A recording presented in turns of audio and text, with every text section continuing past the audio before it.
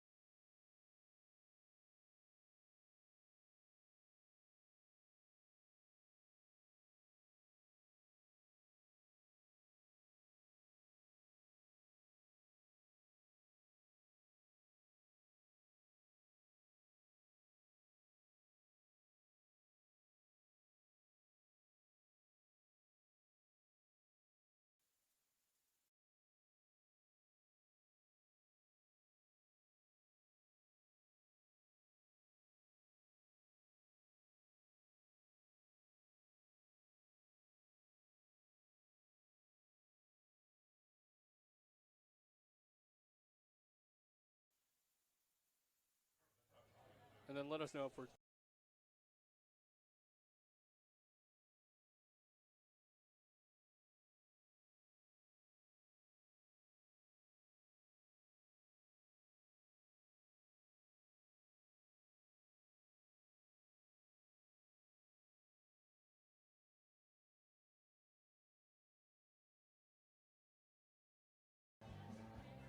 The regular season is winding down in the heart as we welcome you to Estes Field where the Peru State Bobcats get ready to take on the Central Methodist Eagles in the final 2 games of conference play.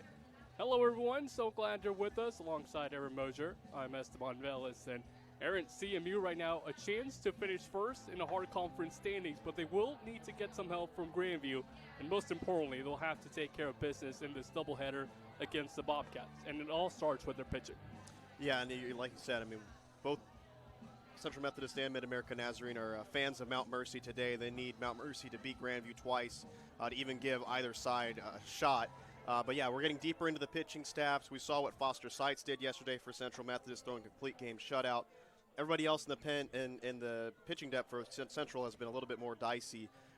But it's going to be important today is make sure that they can kind of keep Peru State in check as much as possible because we know this offense can go at any time, and they eventually got going late yesterday.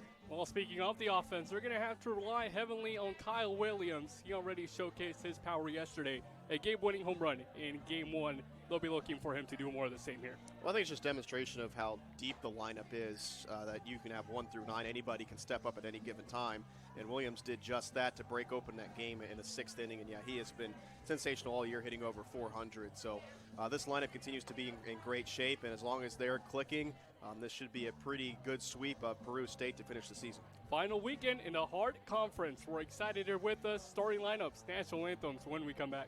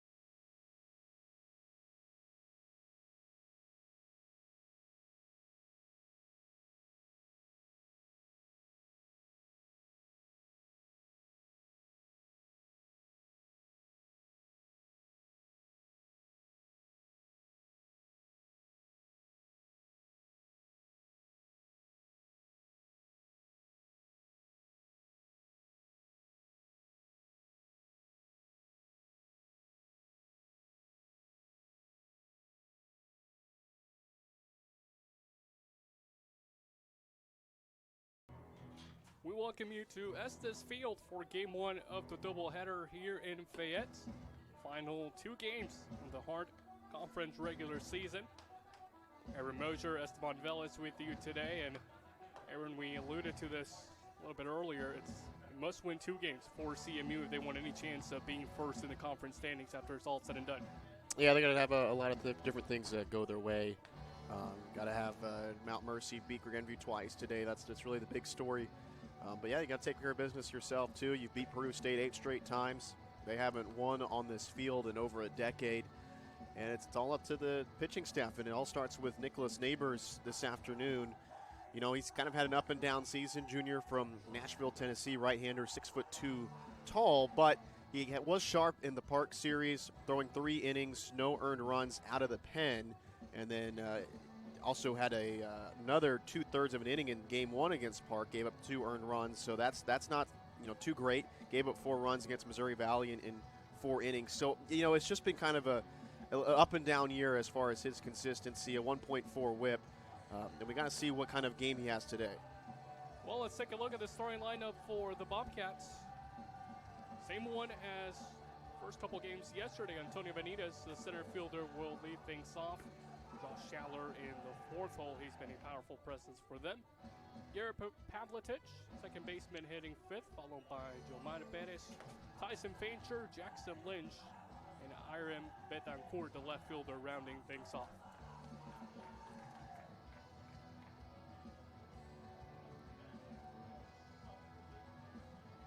Peru State as a team looking to get their batting average a bit higher, 239 away from home.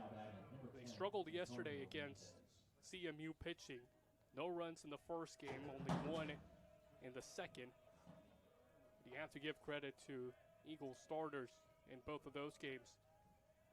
Sykes and Morales were both phenomenal. Benitez did have a good game too, hitting that solo home run. He leads things off, and we are underway in Fayette. Nicholas Neighbors throws the first pitch, and it gets called for a strike. Pretty good weather as well, mid-60s. Still a cloudy day just like yesterday, but little to no wind. And as a pitcher, you definitely appreciate that. Benitez this one to short. Soriano, quick throw to first. It's 1 up, 1 down. Yeah, Soriano was definitely busy yesterday. It felt like every ground ball was either going to short or first base. But we know what Soriano can do, and he has been just so consistent in his career over there at short.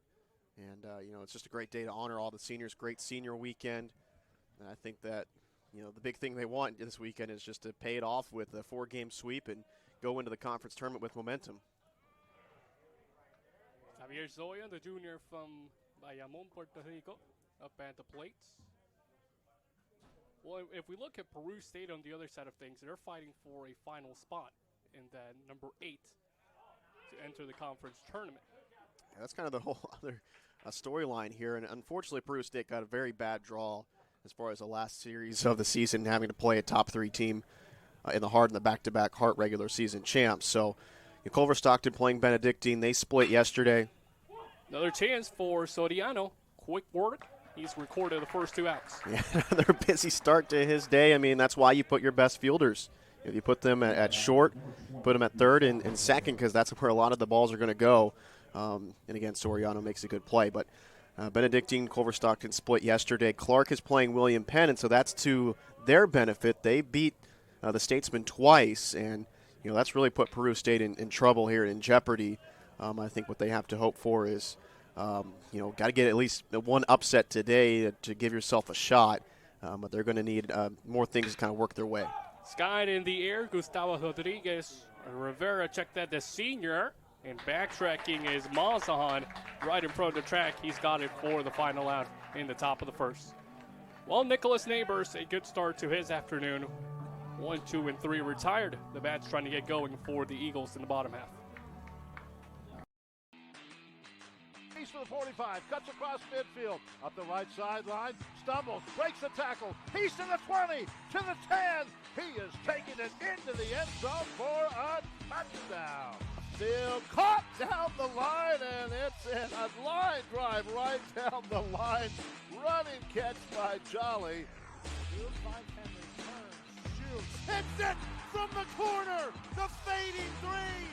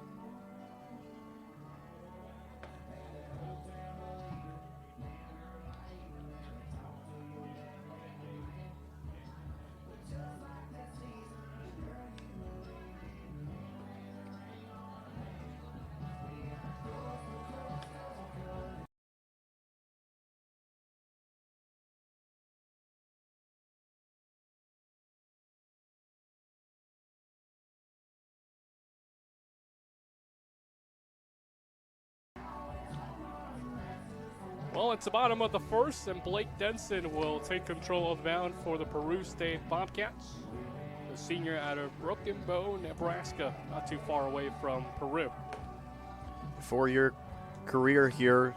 Last 2 years have gotten some more experience, and this year they have really relied on him, making his 11th start of the season, 6-5 record in decisions, 61 innings of work. You know, the batting average against has been probably his career best, 289. But the ERA a little bit too high, 6.05, but that's fairly respectable relative to this Peru staff. But again, another tall test today against a top 15 offense in the nation that eventually got going late yesterday. And Valentin Serna Jr. had a couple of hits in that second game where the Eagles were able to put up 8 runs and have double-digit hits.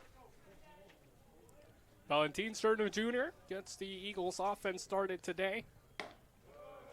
Kyle Williams in the number 2 hole, Tanner Sears, Mazahan, and Negron, middle of the lineup. Darius Freeman, Gavin Whitehurst, Zeb Weedy, 6, 7, and 8, and David Soriano in the number 9 hole. Right back to the pitcher. Underhand throw to first by Denson, 1 away. You know, it's no coincidence that the Eagles offense got going when they got to the bullpen yesterday. We knew Blake Irwin and he wasn't going to go, overly long. And so as soon as they went to the bullpen, that's when Eagles were able to get started. What's different here is that Denson can go deep into games. He threw 118 pitches in a complete game against Mid-America Nazarene and only gave up 2 runs in that game. So, I think this is a quality pitcher for Peru State that has grown as the year has gone on and has continued to have his arms stretched out. So this is going to be a little bit more difficult as far as Central trying to get him out of the game early, knowing his stamina and his ability to go deeper into ball games. Kyle Williams at the plate, the senior out of Dallas, Texas. Leads his team in numerous categories, 61 hits, 15 doubles, 2 3-baggers as well. No one has drawn more walks than the first-year Eagle. Game-winning home run yesterday in Game 1. That came in the bottom of the 6th inning. Foster Seitz in the 7th was able to complete his full game shutout. Narrow 1-0 win for the hosts. Here's a 2-2 in the dirt, and the count runs full.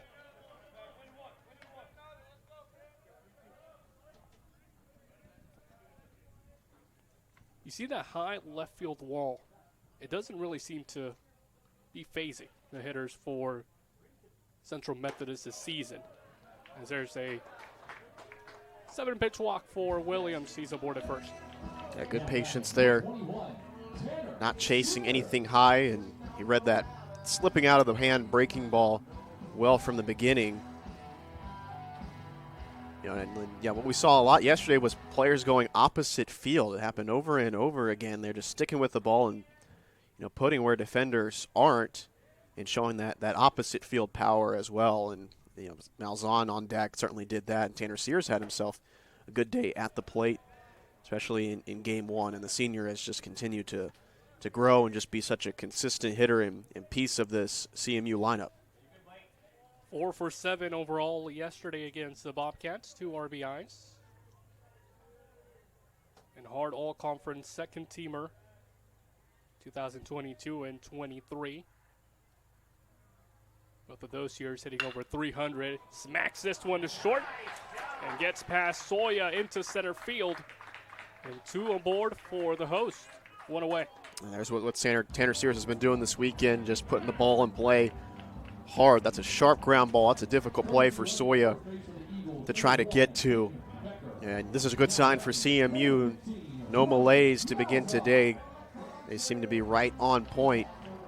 And that's the thing here with Denson. You know, the velocity isn't overwhelming.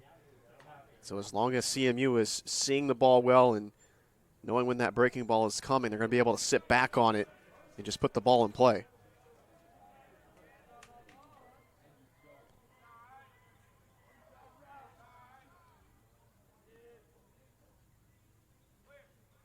First pitch to Malzahn, swings and misses.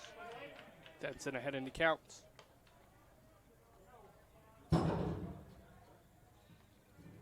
Ryan Malzahn out of Forrestal, Missouri.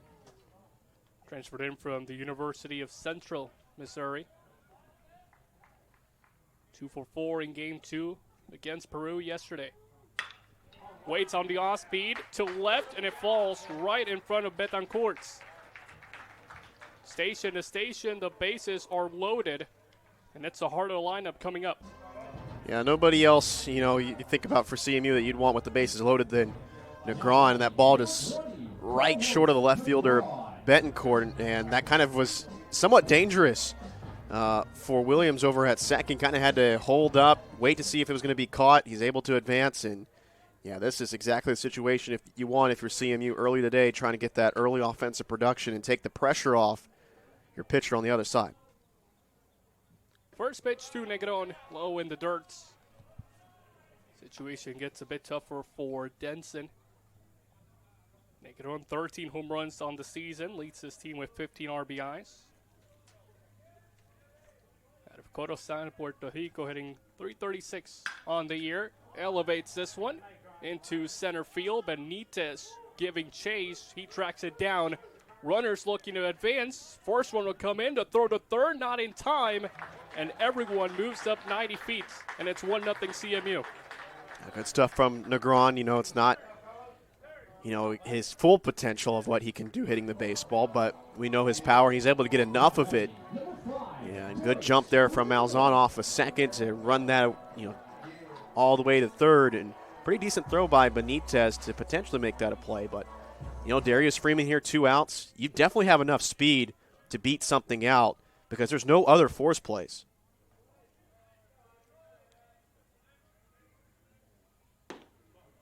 Freeman takes it for a ball inside. You also like the aggressiveness by Malzahn. As soon as he saw the throw was going to third, he didn't hesitate and advanced to second. Fancher's playing a little bit in. You could think about Freeman with a bunt and a squeeze play, but looks like they're going to be having him swing here.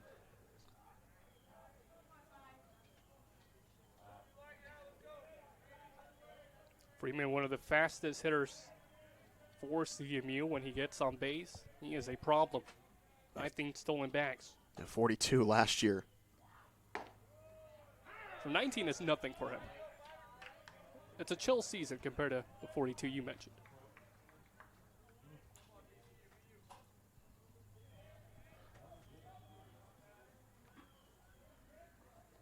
2-1 the count. Denson trying to work from behind. Freeman, deep center field, going back. Benitez near the track. He's got it. Well, Darius Freeman gave that one a ride, but Antonio Benitez perfectly placed after backtracking a bit. Nonetheless, the Eagles get the first one across. It's 1-0 after the first.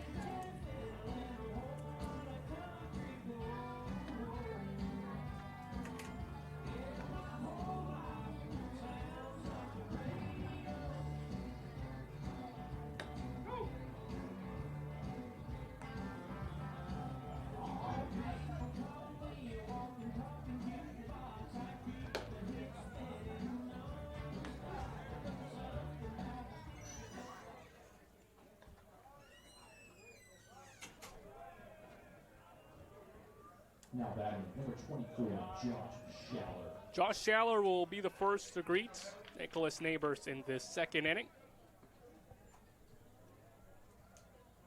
1-0 Eagles after a one spot in the bottom half of the first. They'll get to work defensively. Schaller, first pitch hacking. Fouls this one well away, left field side. 0-1. Yeah, I think if you're the Peru State offense and you want to get going, you got to have Schaller in rhythm. And, you know, he didn't really get a whole lot done along with a lot of this offense. They didn't really have any of their, you know, more productive batters get going outside of Benitez. And he's been their leader, but they didn't really have any answers outside of that. And just 4 combined hits yesterday. Schaller 0 for 4 on the weekend. 0 for 5 after that strikeout. Nicholas Neighbors picks up his first. Yeah, there's a lot of that from Morales yesterday. 9 Ks, and he had 5 of them through the first trip of the order. Now batting, number 7, Gary Penalty.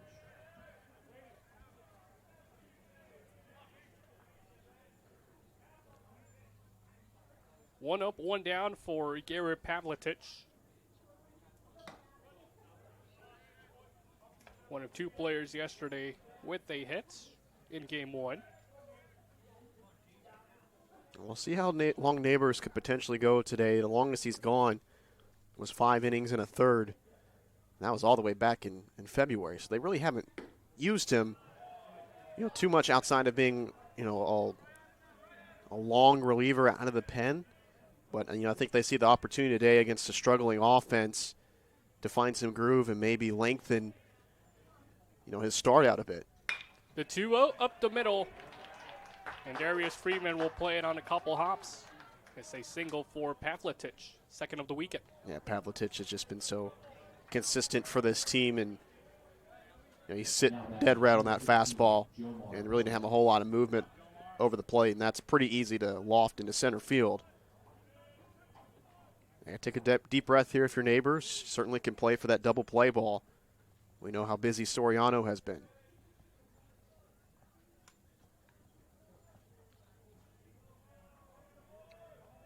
Jomar Perez at the dish. Takes a call and strike. Well, and going back to your point about Neighbors, this is only his 5th start of the season. Maybe a little bit surprising for him to be starting this 3rd game of the series. Well, I'm sure they had a conversation coming into the weekend, you know, about how he would be used. So I don't think he's probably too surprised, but it's just another opportunity for him to get back to work. And, you know, we were kind of talking about it yesterday that, you know, if this pitching staff, you know, finds its rhythm late in the season, we all know about the bumps in the road that they have had. And, you know, when you graduate 75% of your innings from a year, and those are 75% quality innings, you're going to have a little bit of a learning curve. But, you know, if you figure it out by the end of the year and into the conference tournament, you know, you put yourself in a good position. And the whole strategy is, you know, you get to the conference tournament, how do you manage when you start Seitz, when you start Morales? You're going to have other guys step up and be big arms, you know, and try to get you through maybe some early games so you can hold Seitz and Morales for maybe some of the higher profile games like potentially a semifinal or a championship game. And so you're going to need that. You need every arm ready to go and sharp. You know, and as we've been talking about, you know, this is a good weekend to do it. You know, this has just been a struggling offense, and it just hasn't been deep for Peru State. You know, so, and the thing is, you can also look at the other side of the coin. You know, you think about, you know, Central Methodist not having the pitching that they've wanted. For Peru State, you might get your offense going, and you might sneak into the tournament. But another strikeout here for Neighbors, and Perez was completely fooled. So, 2 kind of things you can look at for each side. And if you're Central Methodist, you're just hoping Neighbors can really get things going here this weekend. Well, one freshman gone down in strikes, Jomar Perez. Here's another first-year player, Tyson Fancher. 0 for 5, 2 strikeouts in game 2.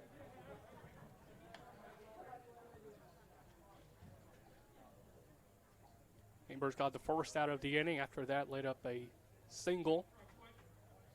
Has recovered pretty well ever since. looking for back-to-back scoreless to open up his afternoon. Here's the 0-1. Banger takes a low. 241 hitter of Tyson. 21 hits on the year. Has left the yard twice. 13 RBIs for the Elkhorn, Nebraska native. Takes a 1-1 to short. Soriano continues to be busy. Gets the force out at second. And that ends the top of the second inning. Well, the Bobcats get their first hit on the board. Still looking for that opening run. It's 1-0 CMU.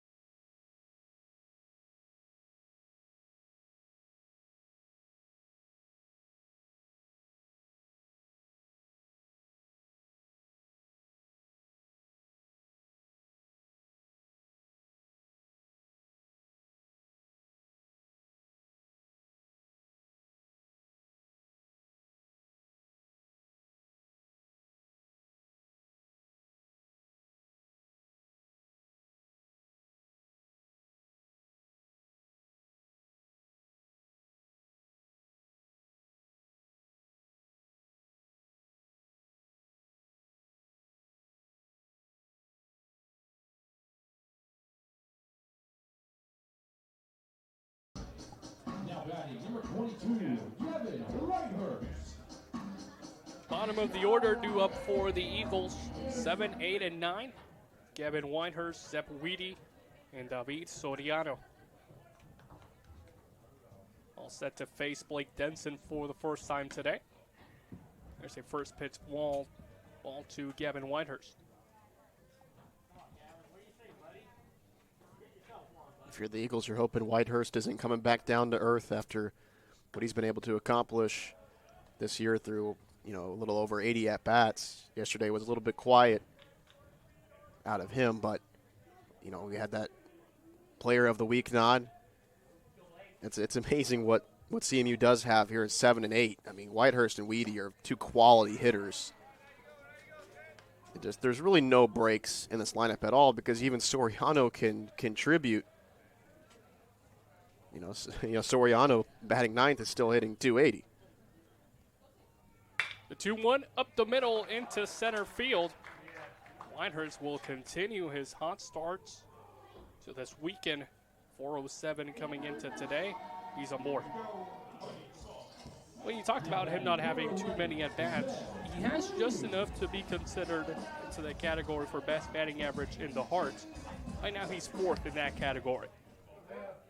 Some other people might say, well, that's not fair. He hasn't really had too many plate appearances. But he's doing most of what he's got. Yeah, he's just past the mark to be eligible.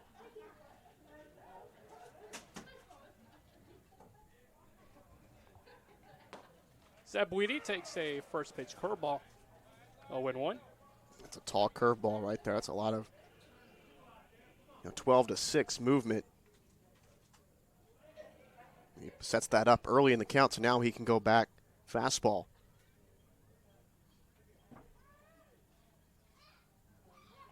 Another curveball hit hard into center field. Back is Benitez near the track, the wall, and it hits. Extra bases for Weedy. They'll try and get one more run across. Here's the throw home. Not in time.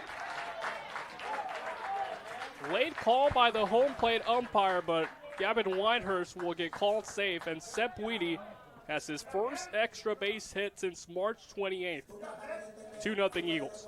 Yeah, that's not something that the Eagles had a ton of yesterday. They did a lot of damage just off of the base hit. That time, that curveball was hung up and in there, and Weedy gave it a ride, almost got over the fence. out there in center, Benitez couldn't quite read it, but it was still a very impressive relay. And because Whitehurst, was kind of thinking that ball could potentially be caught, I don't think he was fully expecting to be, coming all the way around to be sent home. He was a little bit late. That throw was pretty decent. It just wasn't quite in time for there to be an attempt for a tag, and that's what allowed Whitehurst to come home safely. And I think, Weedy could have potentially even advanced to third, but he had to hold up a little bit to see to where that baseball went. So there's kind of some hang-ups there. In the end, it ends up being a great hit by Weedy and a well-hit baseball for RBI. 0-1, the count on David Soriano. Santo Domingo native. Drops down to bunt, but in foul territory. 0-2. I like the strategy, trying to get Weedy over to third. Nobody out, but now with 2 strikes, you got to be swinging.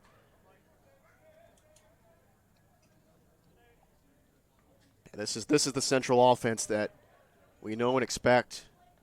They had to deal with the ace for Peru State yesterday, but once they got through him, they're back to normal. Soriano swings and misses. That's the first strikeout of the afternoon for Blake Denson.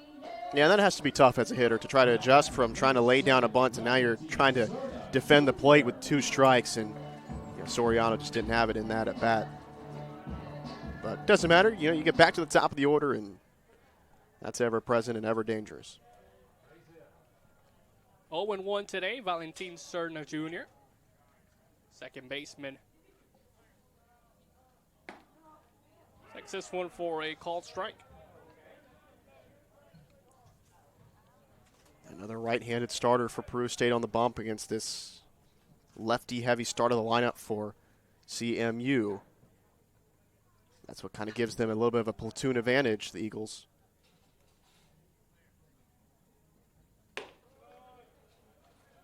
Serna coming into today, 376 hitter, 42 games played. He's been involved in every single one for head coach Nate Breland this season.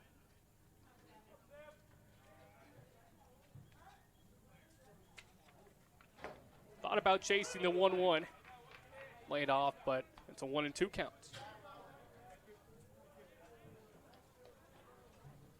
Look at his numbers from last year. 355 batter, 11 doubles, a triple, 4 home runs. He surpassed almost every single one in that category. 4 bombs on the year.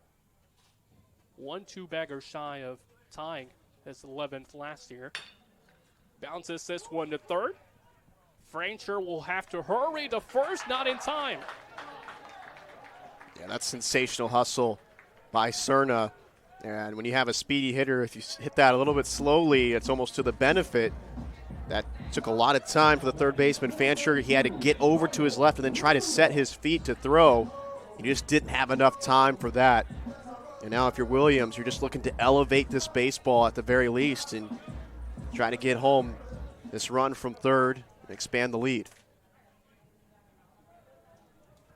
Runners at the corners.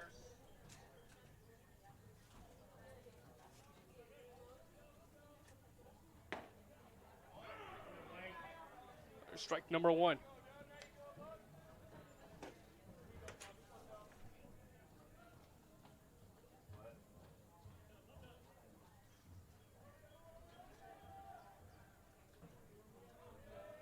Kyle Williams, 34 RBIs on the year so far. Takes it outside, even count.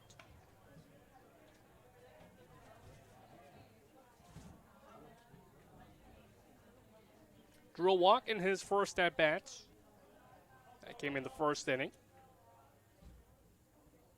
Takes a 1-1, hammers it, line shot to right, and Lynch is there to grab it, trying to get the double play, throw to first, not in time, and Seb Weedy will touch home plate.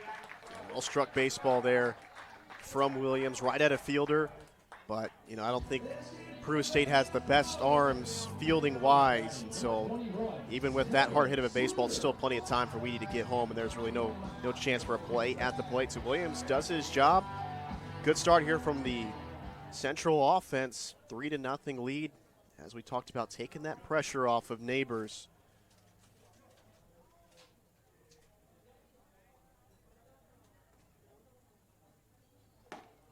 Tanner Sears gets called a strike on the outer part of the strike zone. 1 for 1, a single in his first at-bat. This part of the lineup, Kyle Williams, Tanner Steers, and Mazahan all got on base in their first go-around. This one right back to Denson. Great play fielding his position, and he'll record the final outs of this second inning. 2 more runs for the Eagles after 2. They lead it by 3.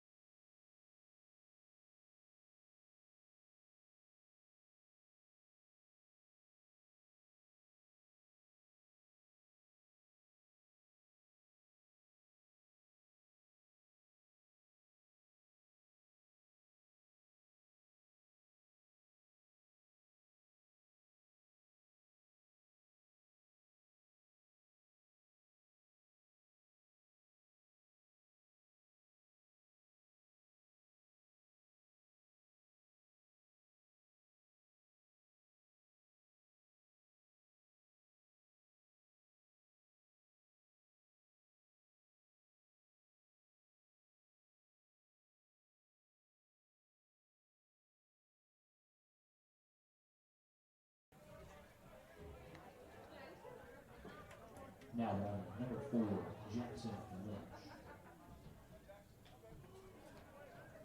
Bottom of the order for the Bobcats, the right fielder Jackson Lynch, followed by Airam Betancourt in the number 9 hole.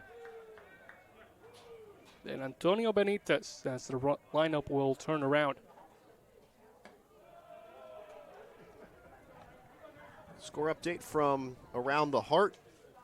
As we've been talking about all day, it's important for Grandview to pick up that 1 win today, and if they do that, they lock up the Heart regular season title without playing either Mid-Am or Central Methodist. Culver Stockton leading Benedictine right now 1-0 in the bottom of the 6th. That's important for Peru State to consider. I believe if the Wildcats take that game, they will have locked up the 7th seed for the Heart tournament. Park and Mid-Am are tied at 1 apiece. This one is hit to right. Negron tracking it down, and he's got it in foul territory. 1 down. Great catch, man. Negron has just been great fielding his entire career here with Central, but this weekend he's been showing off that range from either right to left and making a couple of catches in foul territory now. But Park, Mid-Am tied at 1 apiece, top of the 3rd. But at the end of the day, that this series and that series only come to importance if Mount Mercy can beat Grandview twice today. Clark and William Penn right now scoreless in the top of the 2nd in Oskaloosa, and that one's important for Peru State. Another chance for Negron. Doesn't have to move nearly as much this time. 2 away. Yeah, looks like Esteban, we're set for potentially a very quick inning here after game 1 yesterday. Only took an hour and a half with that pitcher's duel.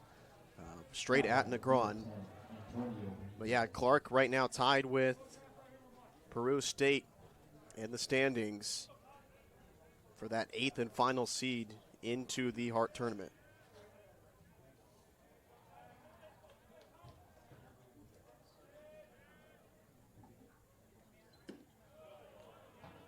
First pitch. Let's call a ball on Antonio Benitez. Back to the top of the lineup for the visitors. Unfortunately for Peru State, Clark does hold the advantage head-to-head. They took that series in March 3-1, so Peru State really needs some magic out of William Penn this weekend or today to give themselves a shot. That 3-way tiebreaker is always a difficult one to measure.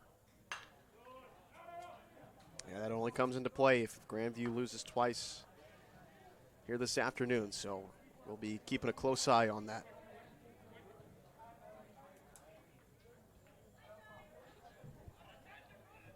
2-1 the count on Benitez. Grounded out to short to open up the ball game.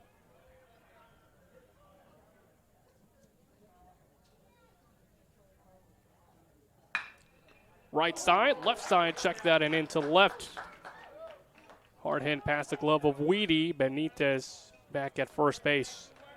Peru State starting to make some more quality contact, and Benitez has been their silver lining, their bright spot this year offensively. Came in averaging over 370, and he has continued to answer the call this weekend with his ability to hit the baseball. He rockets that one into left field. Showing some signs here of neighbors. It'll be interesting to see how this goes. Second trip through the order of his ability to be strong today. Benitez on the move. Sears can't get a grip on it.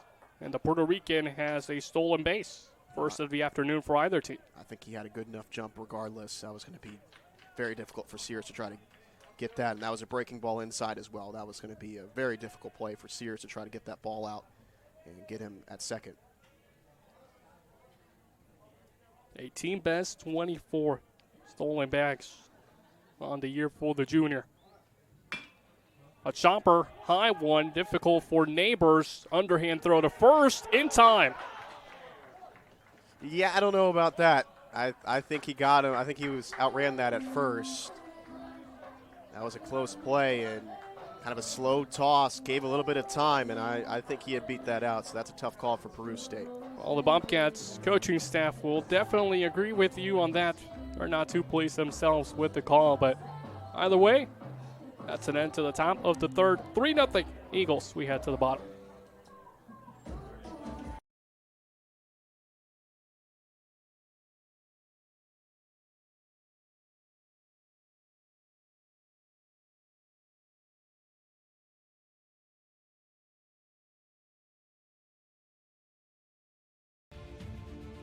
Welcome to the Heart of America Athletic Conference, where innovation meets tradition.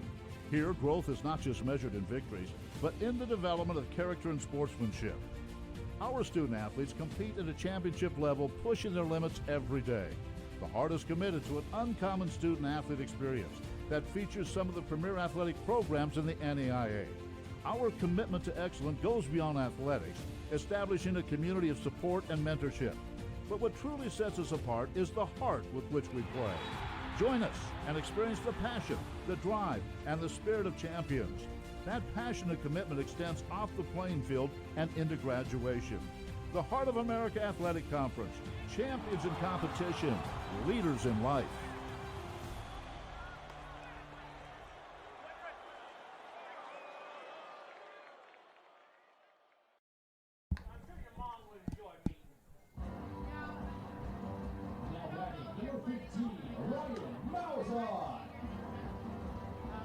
The 1-for-1 hitter of Ryan Mazahan, the left fielder, singled into first. He'll get us started in the bottom of the third. Esteban Velez, Aaron Moser with you today. 3-0 CMU. Mazahan, first pitch swinging. Fouls it away. Whereas the first game yesterday was that pitcher's duel. Today's already 7 combined hits. CMU getting on the board early, 3 runs. Malzahn got that rally started in the bottom of the second.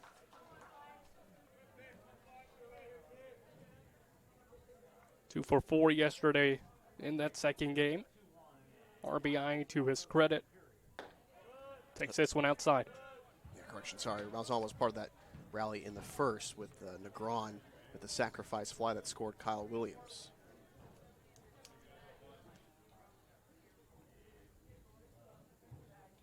One, 2. 2-2.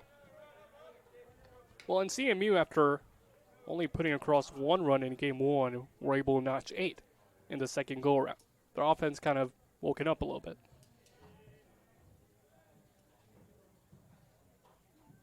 2-2, swung on and missed by Mazahan. Second strikeout for Denson. 1 retired. That's exactly where you kind of wanted it.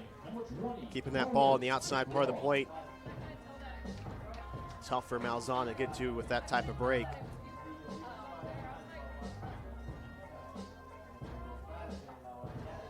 '31st strikeout for the junior Malzahn. Here's Carlos Negron, sacrifice fly in his first at-bat.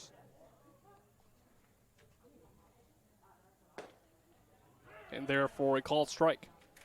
I'm just dying for Negron to kind of catch some fire here late in the season. You know, he's played a very good year. I don't think he's played good enough to get another All-American nod. But, man, it'd be nice to see to get him to get back to that, you know, plus 800 slugging year that he had last year and find that same sort of groove late in the year. Fouls this one away.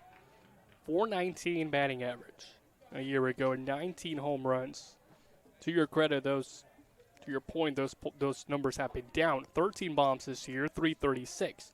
Still phenomenal, but still nothing to snuff at. That's just amazing. That's the talent that he brings to this team. It's just knowing what his full potential is. If he can capture that in the postseason, that could easily get Central over the top in some of these closer games. When you set the bar that high, it's tough to live up to it sometimes. 1-2 count. Check the swing. Appeal to first. I'll say he went around. 2 away. Yeah, I think he did too. He's just been a bit off balance this weekend. That's a good fastball by Denson, set up by the breaking ball. Elevated it high enough, right near eye level. And Negron just kind of got fooled by it.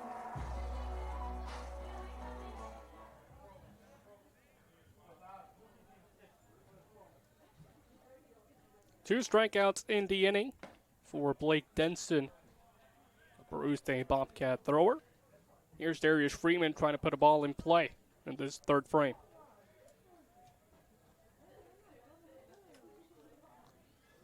Flew out to center earlier today, ahead in the count now 2-0.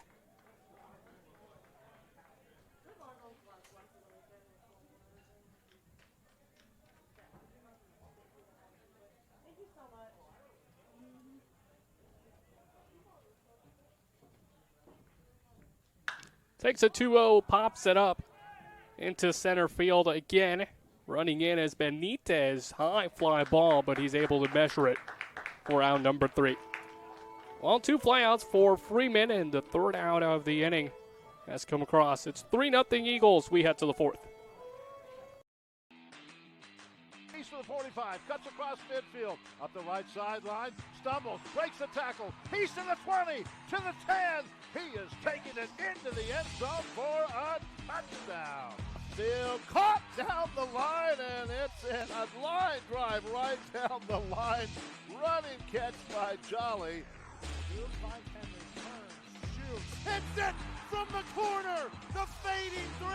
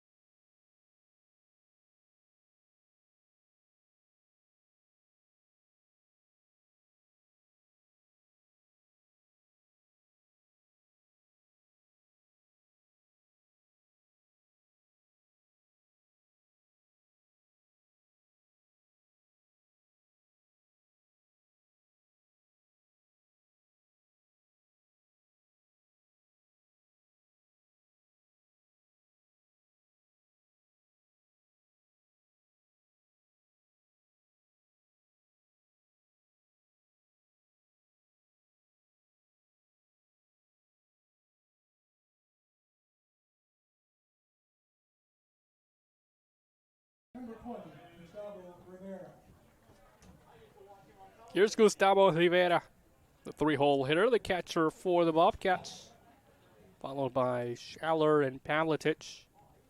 Middle of the lineup, hard hit to second, Valentin Cerna Jr. in time to first. 1 down. More quick stuff from Neighbors will allow him to get through this game. He did only 31 pitches through 3 1/3 of an inning is really where you want him to be if you want to stretch him out in this game. So you like the way this game has started for him.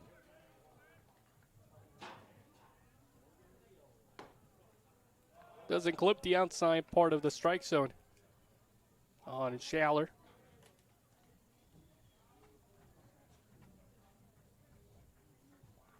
Josh 0 for 1 so far, struck out in his first at-bat, fouls this one away.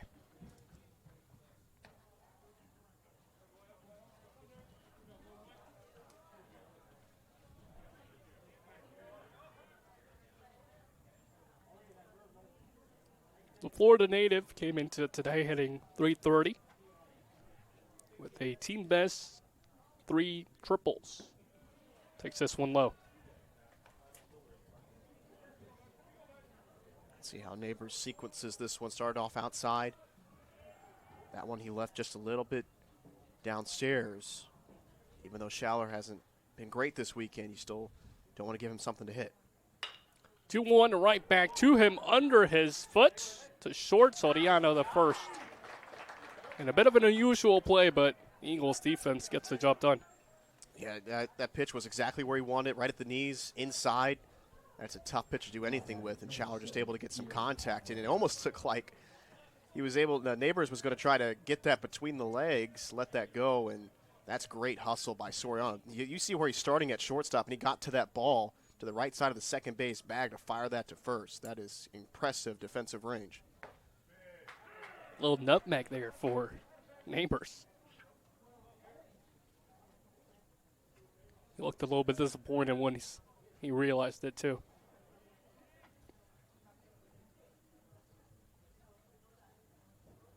Pavletich takes it in the dirt. That has been good to see from Central. And as you expected with returning much of the same lineup, you expected the defense to be there. And Central has once again been one of the best defensive teams in the nation. Their fielding percentage is top 10 in the country. And so even when they're pitching, hasn't been as sharp, they still have plays like that by guys like Valentin Cerna Jr. to clean up anything that happens. And that is what has continued to make Central one of the best teams in the Heart. Well, the middle of the infield for the Eagles, getting their reps in defensively. It's 3-0 we head to the bottom half of the fourth. CMU on top.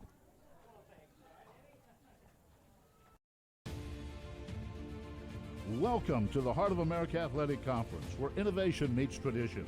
Here, growth is not just measured in victories, but in the development of character and sportsmanship.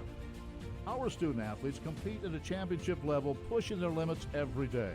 The Heart is committed to an uncommon student athlete experience that features some of the premier athletic programs in the NAIA.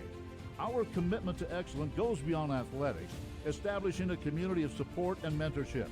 But what truly sets us apart is the heart with which we play. Join us and experience the passion, the drive, and the spirit of champions.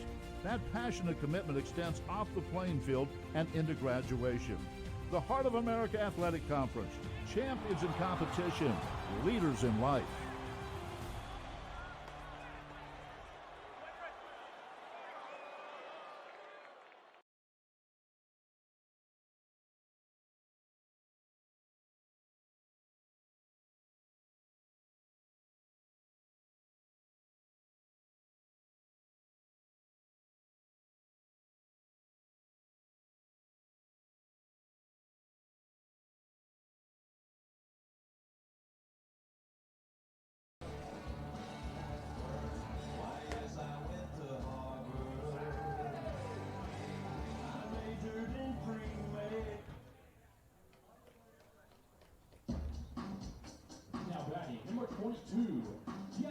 Bottom of the fourth, CMU up by 3.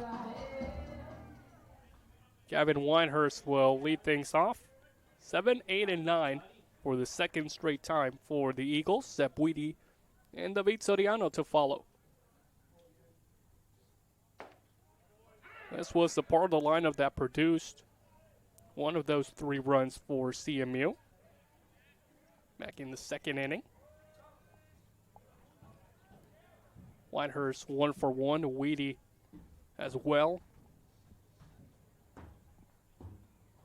It's always great when you're getting that type of productivity from your bottom half hitters. Yeah, Winehurst really did not like that call. I think he thought maybe it was a little bit upstairs, maybe a little bit outside. And now you're behind, you got to defend. 0-2. Grounded to second. Throw to first by Pavlitic. In time for round number 1. I don't even think that's necessarily anything that he really wanted to swing at, but when you having to defend the plate, he ends up having to reach out to get to that, and just not a whole lot you can do with that pitch.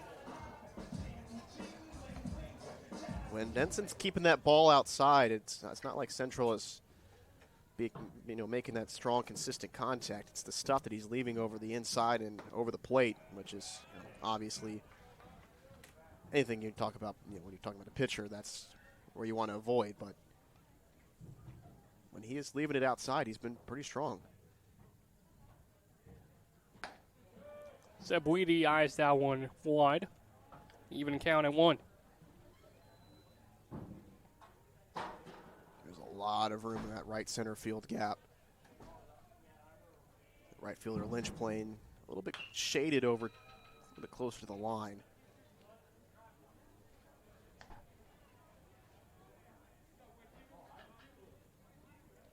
Weedy took one to the outfield once already. Got his first extra base hit since March 28th. And his batting average has not been down by any means, 289, but just a lot of singles for the junior. His power is kind of gap to gap down the line. That's when you can get those doubles. 2-2, curveball doesn't drop enough, and it's a full count. 360 hitter last year. 1 triple, 7 home runs.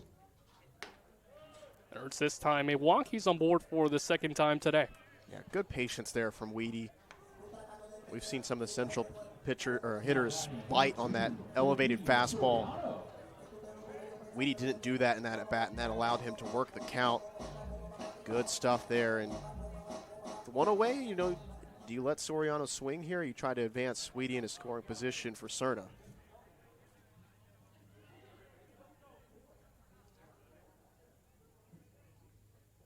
Looks like they'll go with the bunch. They'll at least try that one a bit too close into the hands for Soriano. Yeah, and unless that slip for Denson, that's one of those pitches where you're just sick and tired of the opposing team trying to bunt on you, and basically you're saying good luck trying to lay that down. Weedy a comfortable lead. This time outside, 2-0. And now instead of Soriano with 2 strikes and trying to come back to swing this at bat, he's in the driver's seat. It's type of a mental game as well. When you see the bunts, if you're any pitcher, kind of get faced a little bit. Yeah, because you're trying to execute a pitch to get away from it, and I think that really what you should be thinking about is trying to challenge, because now you're behind 3-0, and man, Soriano's in a great position. Top of the order on deck. And it's a 4-pitch walk to the number 9 hole hitter, David Soriano. And it all started with a pitch inside after Soriano was trying to just lay down a bunt. And that's where we'll see pitching coach Chris Stout out there to have a conversation with Denson, who's now above 60 pitches. We talked about how he can really lengthen, his game, get to 110 pitches if needed. So they need to make sure that his confidence is in the right place, because it doesn't really matter how long you can potentially go if the other team is crushing the baseball against you. When you have the top of the order like this due up, you put yourself in a dangerous spot. But, on the other side, you're also 1 ground ball away from getting out of this inning. So far, he hasn't had the most success against the top of the order. First 4 hitters, 3 hits combined. Cerna 1 for 2. Williams still hasn't recorded an official at bat. Tanner Sears 1 for 2, and Mazahan as well.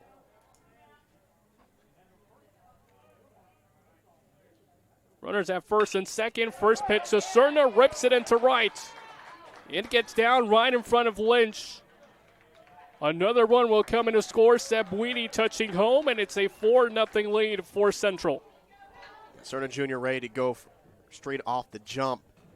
That ball left all over the plate, and you know when a hitter is on it when they're kind of turning that over into right field, pulling the baseball.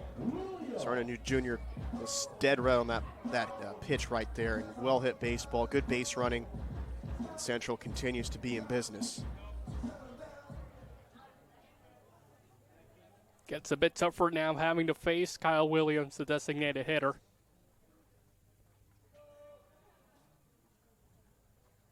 One away runners at the corners, and the first pitch misses outside. You also mentioned earlier how having multiple lefties in this lineup for CMU plays an advantage to them with a righty on the mound. We're seeing this yet another time with Williams at the dish. Yeah, and you see the frustration from Denson. The command has gotten away from him a bit. He's not really sure where to go now because he just can't find a pitch that's going to work for him. He's leaving the fastball over the plate. He's not locating the breaking ball in the outside paint. 3-0. And there's not really a ton of stirring or a lot of action right now in the Peru State bullpen. I mean, I'd be starting to think about it right now unless you get a ground ball. 3-0 pitch. Williams in a great position.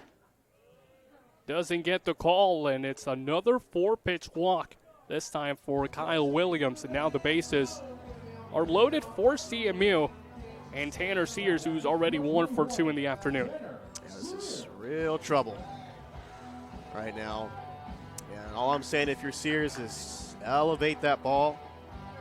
You're at the very least able to get a sacrifice fly. That'll get the job done. You can advance Cerna to third as well and continue the inning for Malzahn. That's all I'm saying. I want to see Sears just continue the inning at the very least.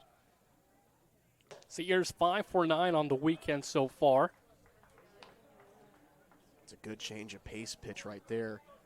Changed the speed a little bit. You knew Sears was ready to go to jump on a pitch, and that time he was a bit early. The corner infield playing in for the Bobcats. The 0-1, another swing and a miss. You can tell Sears came up to the plate hungry to swing. And he's just kind of jumping at the pitches, and well executed by Denson, finding the off-speed and the breaking ball back-to-back. And this is where Breland's having a conversation with Sears kind of about his approach now. Down 2 strikes. This might be a little talk of, hey, don't try and do too much. Just put the ball in play. Sears does have some power. He's showcased it so far. 40 RBIs, 8 home runs for the senior.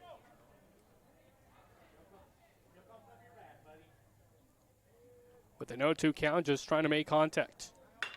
To the middle, lines it into center field. Another runner comes in. Valentin Cerna Jr. waved home. He's in there safely. That is great stuff from Tanner Sears. Not the pitch Denson was looking for. Up 2 strikes. That conversation with Breland worked wonders. You can see right there, Sears didn't try to do too much with it. Just put it right back up the middle. He has easy swing power, and he gets a little praise there from his head coach, plating 2 more runs. All Central, no pressure on Neighbors. His pitch count is in a great spot. Eagles look to be cruising right now in Game 1 of this Saturday. Tanner Sears delivered. Peyton Becker will take over the running duties at first for the catcher. Malzahn at the plate takes a look at a called strike for pitch number 1.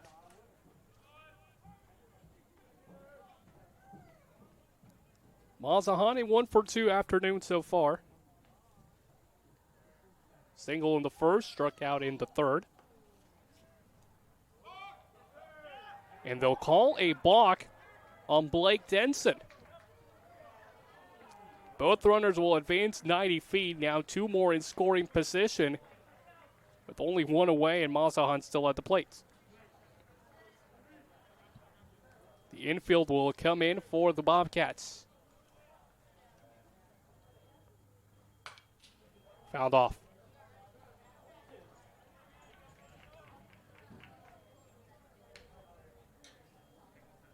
You won't see that too much from too many pitchers, but Blake Denson maybe a little bit nervous with some action in the bases.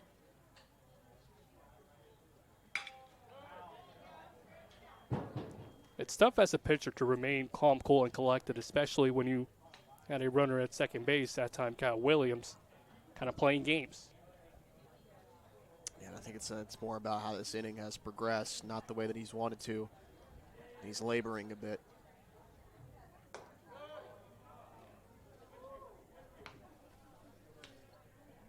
And now Peru State will have a right-hander get going in the bullpen. 1-2 the count on Mazahan. One away, here's the pitch. Mazahan gives it a right to center, playable for Benitez, who has it for another out. Here's the throw home, gets caught off. And it's the second out of the inning, but it's the 7th run of the game for CMU. Kyle Williams comes in to score. There you go, Malzahn was a little bit late early in the at-bat, fouling that off to the right. And at that time, he was able to time it up a little bit better. And there's the Eagles offense doing its work, base hits. It was power early on this game with that deep drive to center field. Now it's just, as you hit on earlier on, station to station, doing enough with the baseball, sacrifice flies as well, just team baseball right now from CMU. Negron smacks this one to left. And Betancourt ranges in front to have it for the final out. A productive inning for CMU. 4 runs in this 4th. It's a 7-0 lead for the host.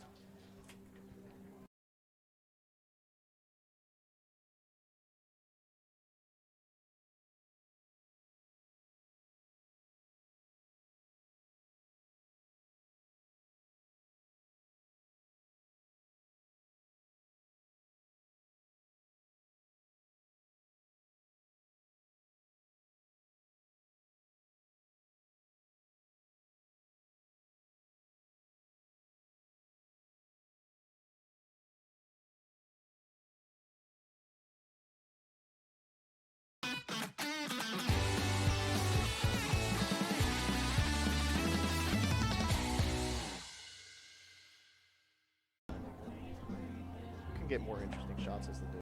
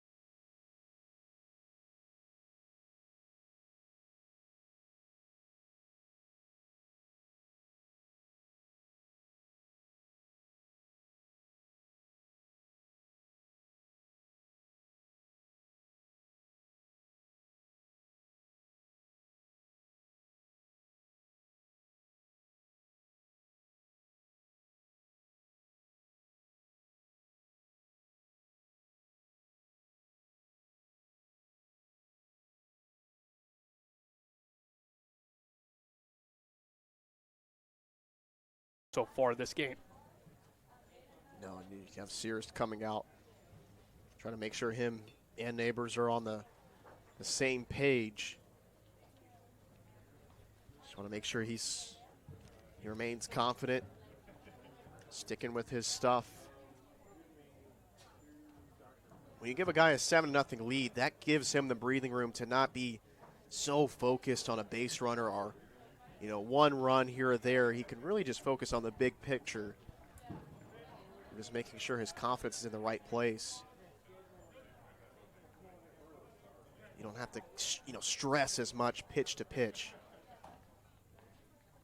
Only 42 pitches by Neighbors so far. Here's number 43. Misses low, and it's a 3-0 count. There could also be a sense of over-relaxing, being a bit overconfident with a 7-run lead in this case. 3-1. Specifically in this at-bat, I wouldn't be stressing too much knowing you have the bottom of the order right now. Knowing what this defense can accomplish, getting double play balls, you put a runner on first, that puts that in play. 3-1 pitch. Tanner Sears tried framing it. Home plate umpire not biting. And I like that pitch in that situation. You try to get a chase, but you also don't give anything to hit there.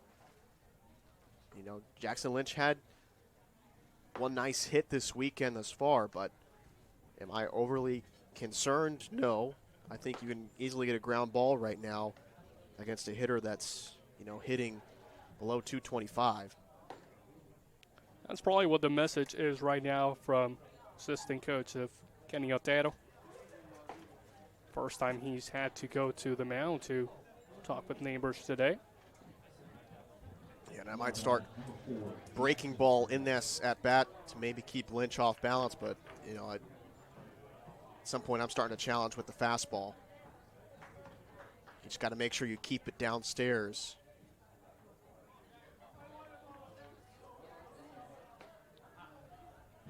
Well, runner at second and at first. First pitch to Lynch, gets elevated into center field. High in the sky, but Freeman has it. Will throw quickly to shorts, and both runners will stay put. We've seen some high flyouts today. We have some guys that are just kind of taking those healthy cuts.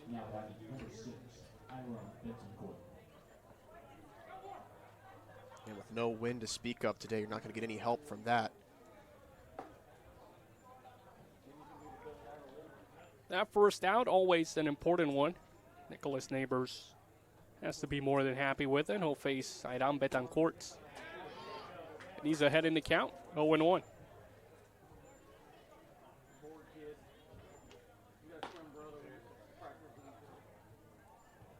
Betancourt, one of so many Puerto Ricans for Peru State. Out of Toa Baja, Puerto Rico. Went to high school at the Carlos Beltran Baseball Academy. First year at the collegiate level, 214 hitter so far.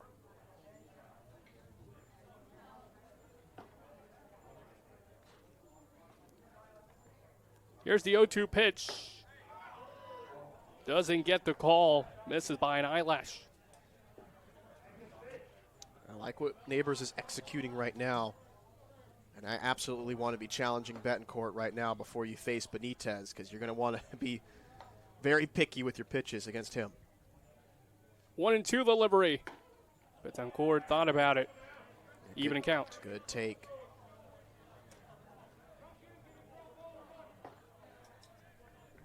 I think with this being 2-2, that does give you the opportunity to go back breaking ball, but you challenge here early, try to get a ball in play. 2-2, hit hard into left field, in the air for Mazahan, who has it for out number 2. And for the second straight time, the runner's not able to advance. Neighbors is very fortunate. You leave that over the plate with the hitter against a hitter that has more power, that ball is way out of here. There has been some things that have crept up in the start for Neighbors that even though he's thrown a shutout, against a more prolific hitting team, you would be in deep trouble. So not exactly what he wanted there. He was fortunate. You're not going to be fortunate against Benitez. You have to execute right now because he can certainly put one over the fence. First pitch to Benitez. He liked it. It swings it to right. Negron has it. And it's 3 straight flyouts for the Bobcats. And Nicholas Neighbors, after having to work with runners at second and first, able to work out of the jam in the top of the 4th. His team up by 7. Let's head to the bottom of the 5th.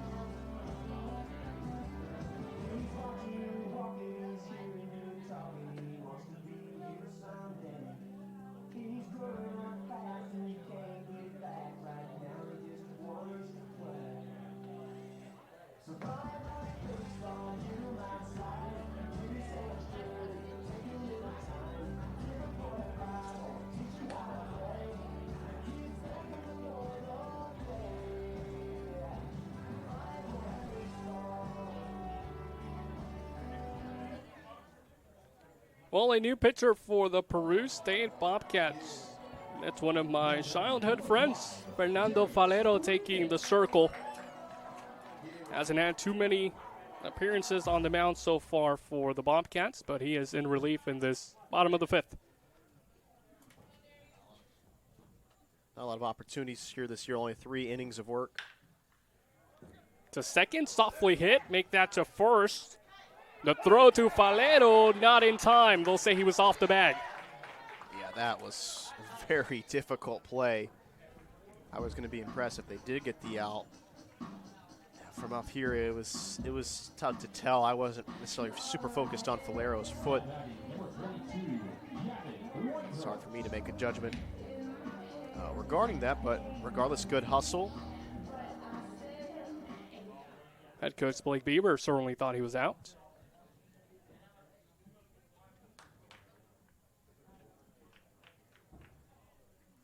Falero not too happy with the call himself. But now he will have to face Gavin Whitehurst. First baseman, 1 for 2.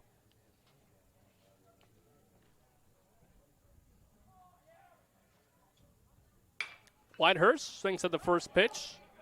Foul ball to the first base side and goes out of play. Yeah, I'd be keeping an eye on Darius Freeman right now. He seems ready to go, ready to jump.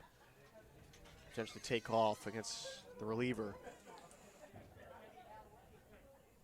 He had a really tough year in 2023. They're just 25 innings. Hitters were hitting .327 against him.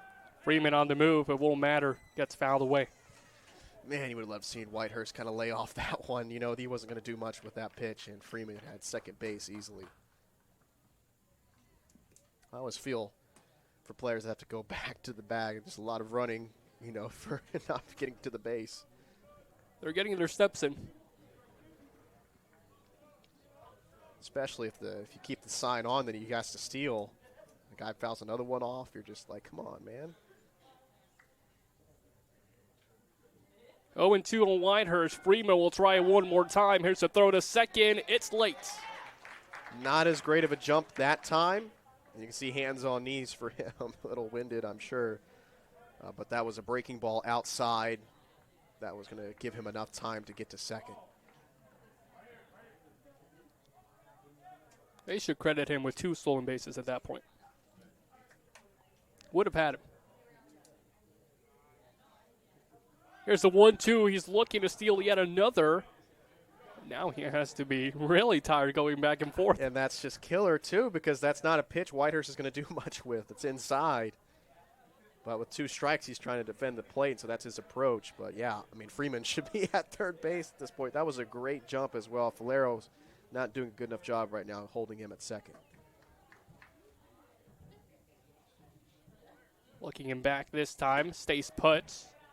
Valero misses high. 2-2. Which, and, you know, in all consideration, this is a 7-0 ball game. You know, you definitely don't want to allow a base runner to take away from you trying to get relief work. 2-2 on Whitehurst. Misses inside and the count runs full.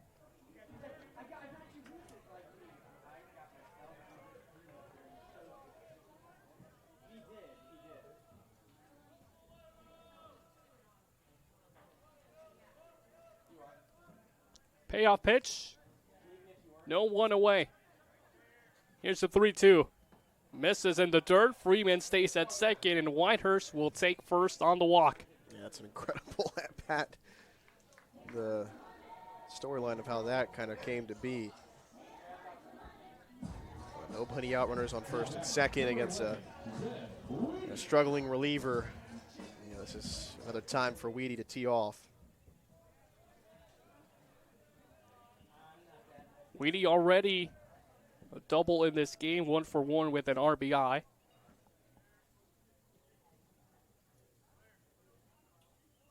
Drops down the bunt, right back to Falero. Throws to first a little bit high, but a good play by Pavlicic to rein it in, 1 away. An unselfish play there for Weedy to set up the pinch hitter Pruitt.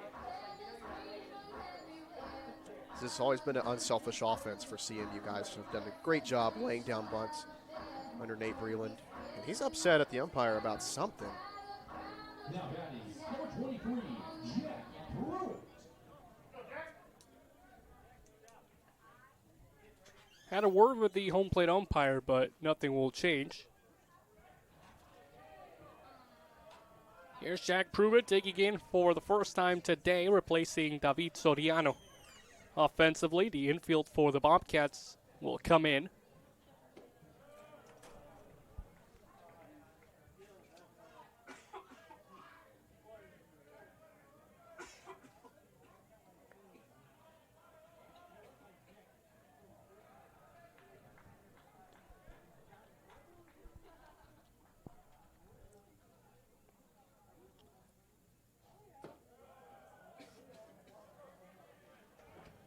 Good take there by Pruitt.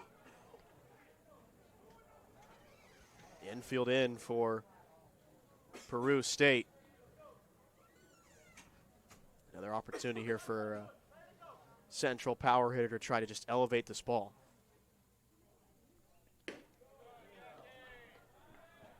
Well, hopefully the cough is gone. Took me a little while. Either way, 3-0 counts on the pinch hitter of Pruitt. Valero working himself in a little bit more of trouble. 3-0 right down the middle. First strike.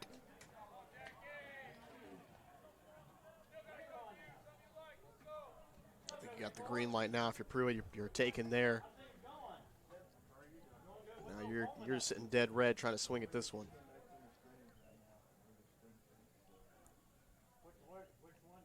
Hitters count. Here's a 3-1. Misses. And the second walk allowed by Fernando. Bases are loaded with 1 away.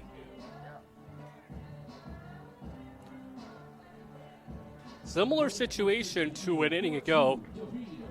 Runners in scoring position and back to the top of the lineup. The Eagles put up a 4 spot in that scenario. It's looking bright for them here in this bottom of the 5th.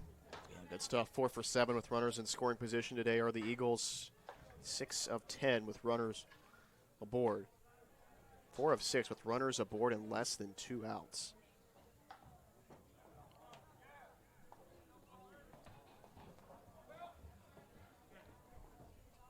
Valentin Serna Jr. having himself an afternoon so far. 2 for 3 and RBI in the mix.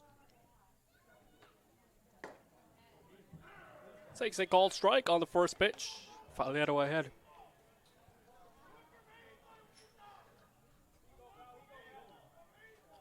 "14 pitches so far thrown by the senior.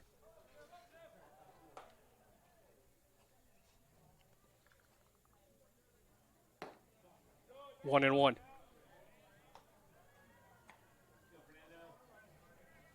It's tough for any pitcher who, in this case, Fernando Falero hasn't really had too many opportunities in the circle, and now he's coming in for a handful of relief appearances on the season, and it's against a top 25 team. So 1-1 is in the air. Soya ranging back into the outfield, calling for it, and has it for out number 2. That's huge. Now the sacrifice is out of play for Kyle Williams. Now batting, number 32, Kyle Williams. Well, Falero 1 out away from working out of a sticky situation. Still has to get through Kyle Williams. Has a sacrifice fly. Designated hitter in game 1. Takes it upstairs. 1-0.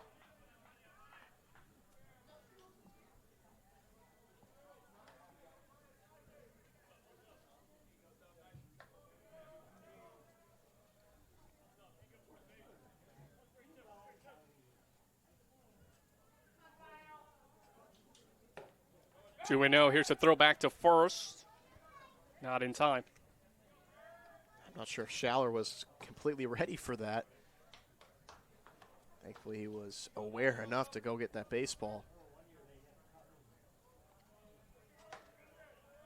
In all honesty, I don't know why we're throwing back to first right now. You have bigger fish to fry.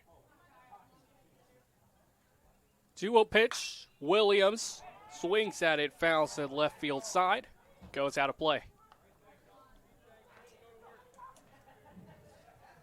In a good scenario is Kyle Williams. Ahead 2-1, bases loaded. There's nowhere to put him. He can be a bit more selective with his pitches.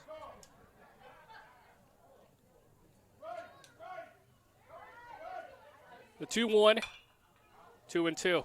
Back-to-back foul balls.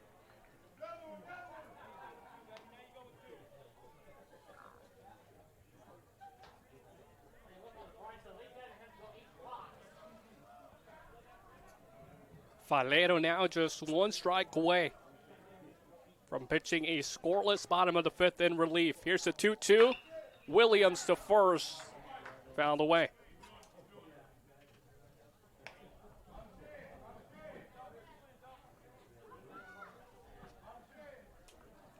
Tanner Sears, who is 2 for 3, is on deck. Ryan Malzahn to follow him. Kyle Williams looking to extend the inning. Here's the 2-2. Inside, gets a piece of Williams. And a run will come in to score in the process. A 2-2 count. And if Falero loses him, bases remain loaded, and it's 8-0 Eagles. Yeah, and if you remember, if Tanner Sears last time he was up with these runners aboard, he drove in 2 with an RBI base hit, 2 RBI base hit. Bobcats really in deep trouble right now, down 8-0.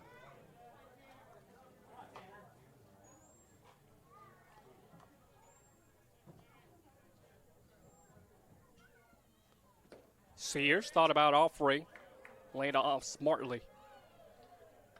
Both Park and Grandview have added to their leads. Park leading Mid-America Nazarene 5-1 in the bottom of the fifth. Grandview leading 6-1 in the top of the fifth in Cedar Rapids. So not the best scenario for CMU to clinch that first spot with Grandview on top. Williams smacks this one into the gap. It gets down. A ground rule double for Kyle Williams. 2 runs will come into score in the process. And it's a 10-0 lead for CMU. Tanner Sears does it again. 2 RBIs this time in the double variety. We haven't seen too many extra base hits out of the Eagles this weekend, but there is Tanner Sears putting it into the gap.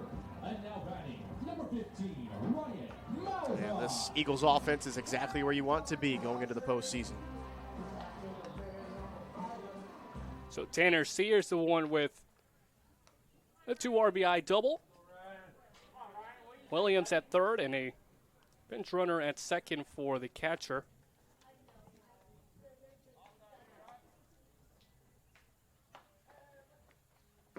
Mazahan lays off.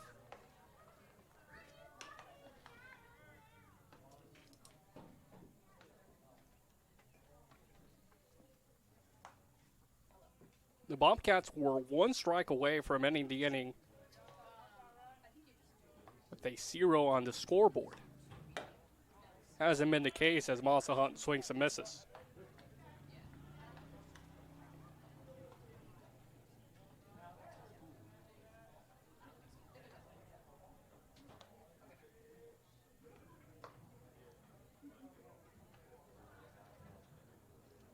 Here's a 1-1 to the left fielder.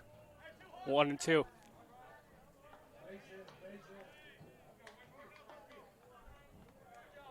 Mazahan a strikeout.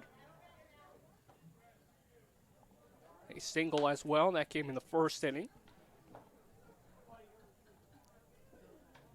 Overall, he's 1 for 2 with an RBI on the day. Here's the 1-2. Bouncer softly hit to third. Painter across. Off-balance throw, but gets it in time. 3 more runs on the board for the Eagles. They had 2 in the second, 4 in the fourth, and now 3 in this fifth after starting off with 1 in the bottom of the fourth. 10-0 CMU. We'll head to the 6th. He's for the 45, cuts across midfield, up the right sideline, stumbles, breaks the tackle, he's to the 20, to the 10, he is taking it into the end zone for a touchdown. Still caught down the line, and it's in a line drive right down the line. Running catch by Jolly. Henry turns, shoots, hits it from the corner, the fading 3.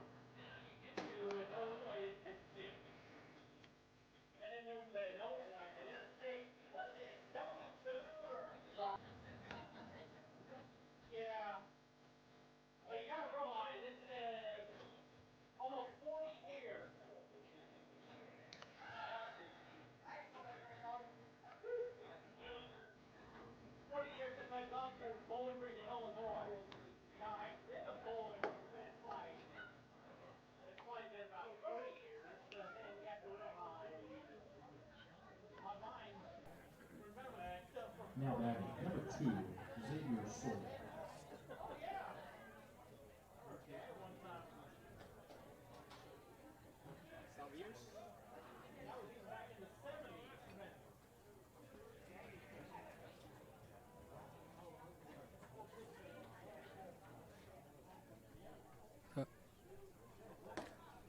Xavier Sawyer gets us started in the top of the 6th. 10-0 Eagles. It's been all CMU so far. Takes the 0-1 up the middle, past the diving Cerna and into center field. Back-to-back innings, which the Bobcats had left things off with a hit. This time Soya with a single. Now batting, number 20, Gustavo Rivera.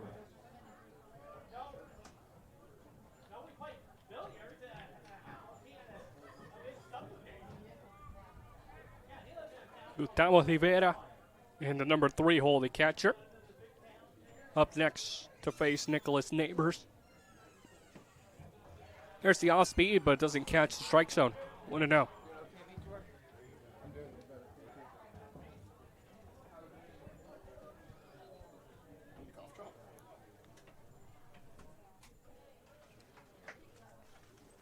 One 0 pitch gets fouled away.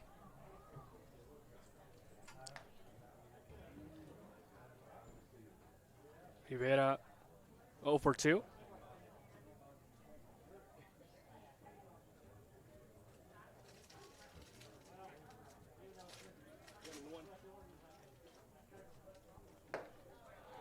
One and one, swings and misses.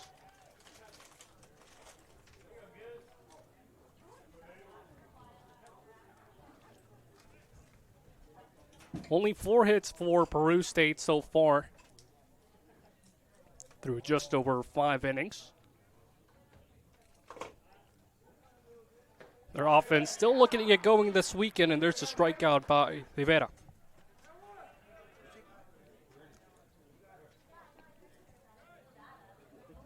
Now batting, number 24, Josh Schaller.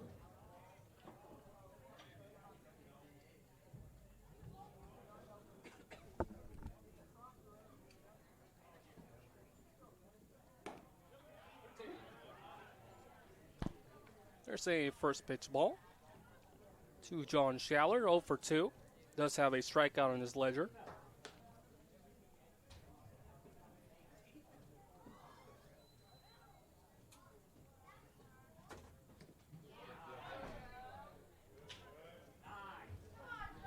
Nicholas Neighbors so far has been more than impressive. Over 5 innings of work, 3 strikeouts, a walk, only 4 hits issued, and no runs given up. Every starter this weekend has done their job for the Eagles. 1-1 hit to second, double play opportunity. Serna gets a force at second, but mishandled by Soriano at short. 2 down.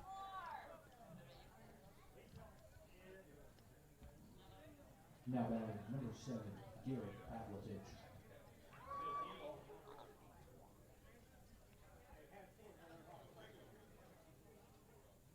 Schaller will take control of first base, the offensive side of things, replacing Soya. Meanwhile, here's Pavlovich looking to extend the inning with 2 down.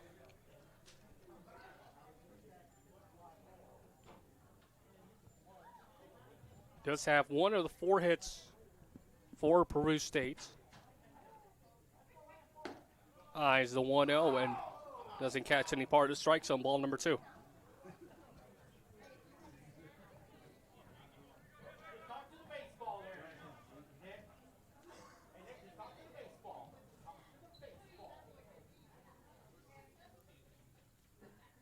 Two-0 delivery found away. First strike of the AB for Pavlovich.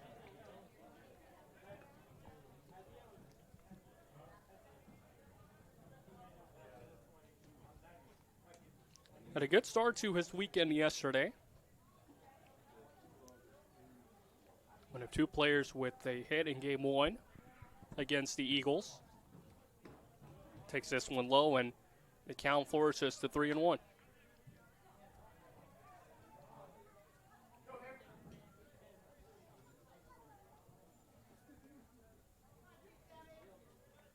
Perez, the designated hitter, in the on-deck circle. 3-1 delivery, hit well into right. Negron has to track it down and hits in fair territory almost, but now they will call it foul. It's been close. Wow. A lot of close calls here today for Peru State, which in a tighter ball game would loom larger. But with the way Central Methodist offense has been cooking, it has, those plays haven't really made much of a difference.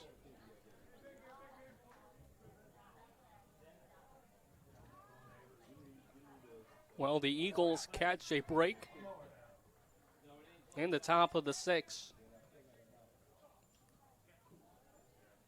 Nicholas Neighbors looking for another shutout inning of work. Here's the 3-2 runner on the move. This one gets popped up. Will go out of play on the right side.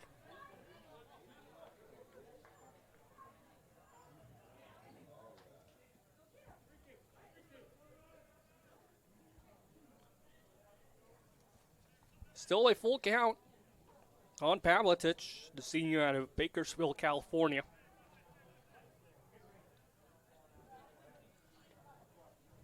Three-two to third on the hop. Play to first, and a beautiful throw to complete 6 scoreless innings of work for Nicholas Neighbors.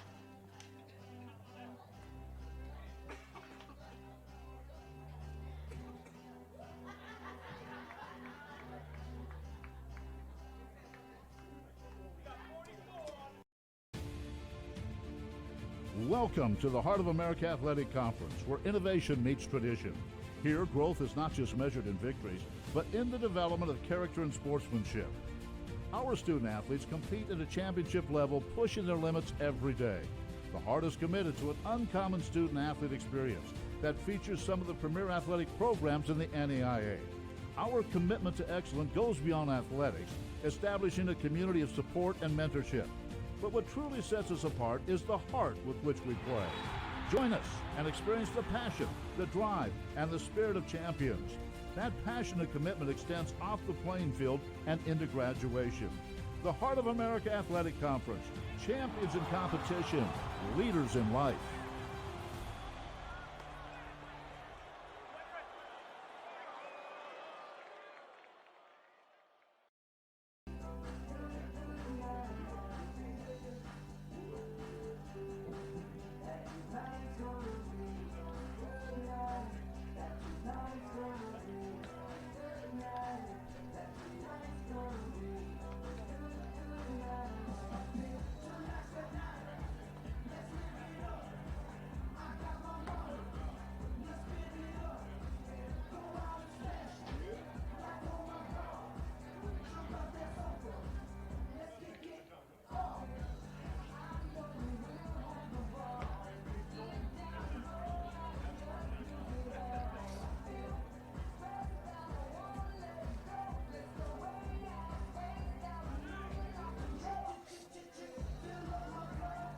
It's a new pitcher for Peru State as Fernando Falero exits, and Carson Jones, a freshman out of Elkhorn, Nebraska, takes over.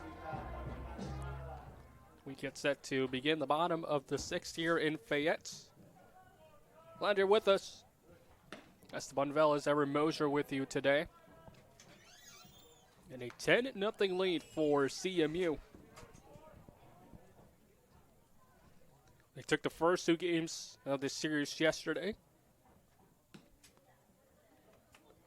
You talked about it earlier. Peru State has not won in Fayette in over a decade. Yeah, it's really been difficult for them to face the Eagles.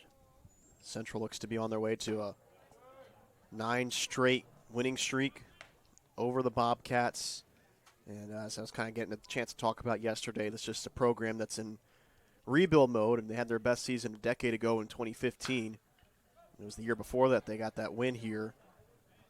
But, you know, it's been a while since this team has had a winning season. Their last conference winning season was a few years ago in 2022, but it's a difficult, place to try to recruit to, and it's just a difficult conference to play in as well. As good stuff there from Negron to draw the walk.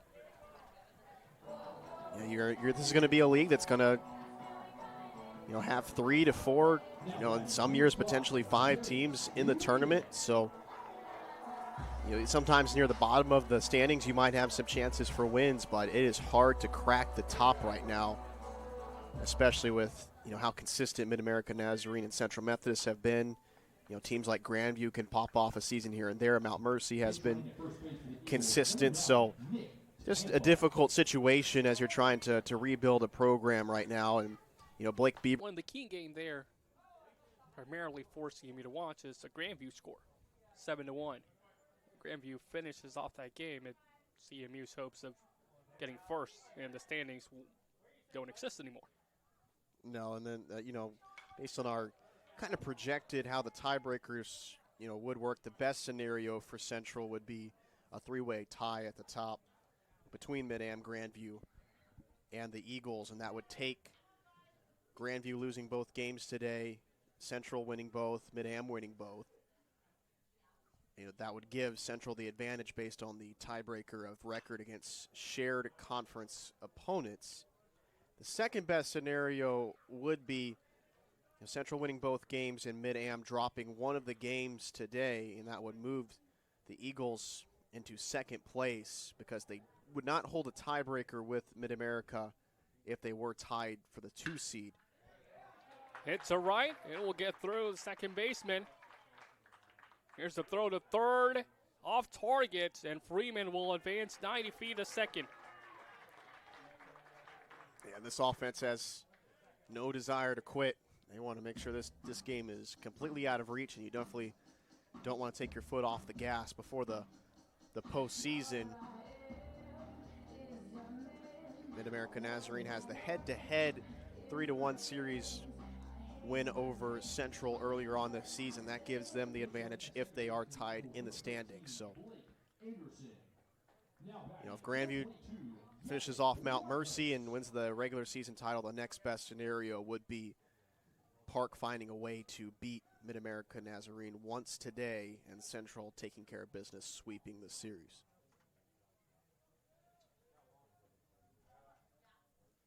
The infield will come in for the Bobcats. Gavin Whitehurst, the hitter. He's behind in the count, 0-1.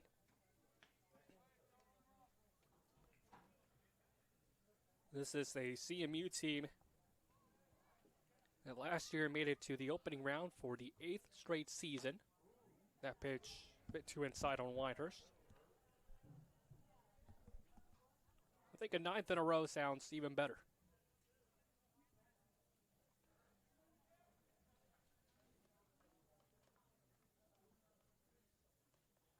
The 1-1 to short.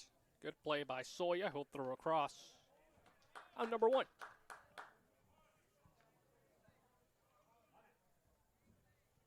Well, the infield playing in helps the Bobcats. Works to their advantage. Soya with a nice scoop. Dominic Proctor will get his first chance at the plate today.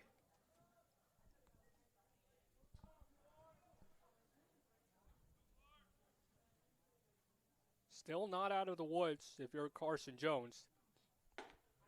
Misses high on Proctor. Proctor had that nice pinch hit at bat yesterday.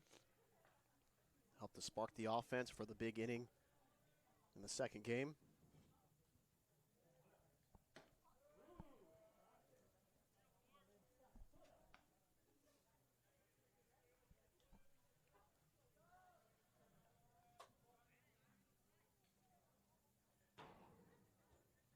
.276 hitter on the season. 34 games played. Pops this one up. First baseman Schaller will watch it go out of play.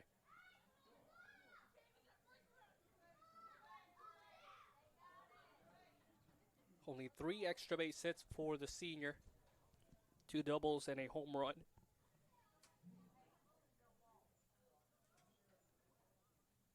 Takes a 2-1, rips it to the middle. Gets to center field. 1 run comes in to score. Here's the second one. Make it 12-0 CMU. And there is Proctor again. Pinch hit, base hit, couple of RBIs. Double-digit hits once again for Central Methodist. And at this point, they're just kind of padding their statistics in the national rankings.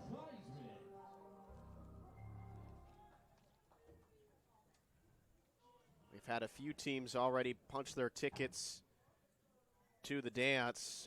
LSU Shreveport looks to finish off a undefeated season here today. In their final 2 games, they have been in full control of that series, winning each by double digits, and we saw Central Methodist play them close, lose a couple of close games down there in Louisiana. So the LSU Shreveport right now the team to beat, number 1 in the nation, and they look to complete an undefeated season. Yes. That's tough to walk up there, you get a pinch hit at bat, and you immediately have to wear one.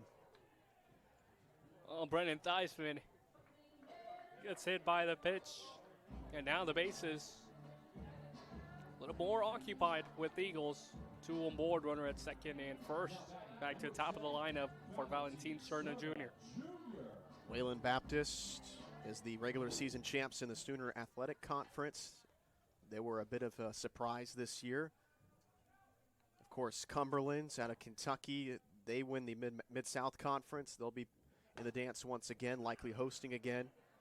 We saw Hope International, the champs of 2024, right here on this field in the opening round, and they will be representing the GSAC again as the regular season champs. And then in the AMC, Missouri Baptist and Columbia split the series between each other earlier on in the season, and so they will be sharing the regular season championship as the AMC tournament will be upcoming in O'Fallon. And both of those teams are ahead of Central Methodist right now in the ARC Midwest rating, and that is important. They kind of go region by region and kind of identify the teams if there is a need for an at-large bid. And the Eagles are in a good spot to definitely get that if they don't win the Hart tournament. But just to kind of give you an idea nationally who's punching their tickets right now into the big dance. 1 and 2, they count on Cerna after both base runners advanced 90 feet. 2 and 2.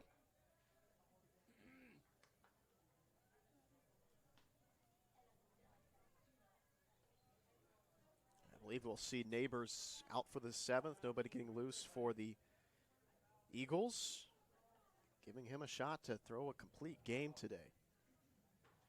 2 and 2 in the dirt, kept in front by Rivera.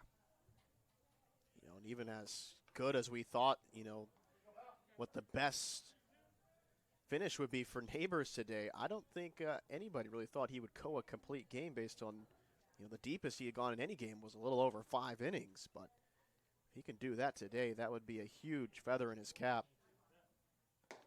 3-2, misses upstairs, and the base is loaded. Well, and someone that's used to being a reliever, too. Only his 5th start of the season, and for him to potentially throw a complete game shutout, that's amazing, especially heading into the conference tournament and after that, hopefully, national tournament. He wasn't necessarily perfect, but he got away with a pitch here or there. But overall, he had his stuff. He's still got potentially here 1 inning to go. But as we've been talking about here today, this weekend, throughout the season, as the pitching staff has been trying to put itself together, got to find those other arms that are going to pitch those big innings for you, get through tough jams, and remain resilient to add on to your top guy, Foster Seitz, because what he can bring outing to outing. So I think overall, based on how this series has gone, you like where this team is at.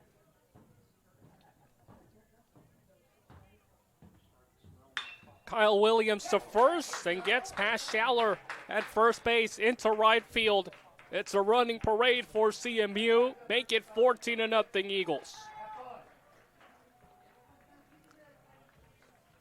4th RBI of the day for Kyle Williams. He's standing at second and still only 1 away and 2 more in scoring position.